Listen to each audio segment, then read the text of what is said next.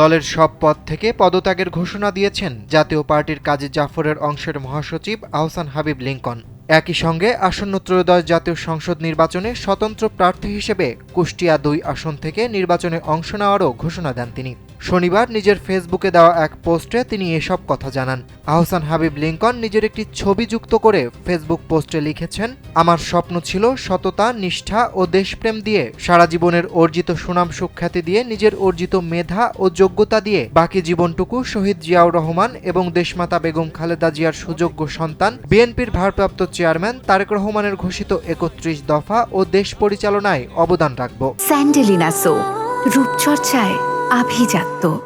কিন্তু হায়, আমাকে আসন্ন জাতীয় সংসদ নির্বাচনে প্রার্থী হিসেবে মনোনীত করেননি।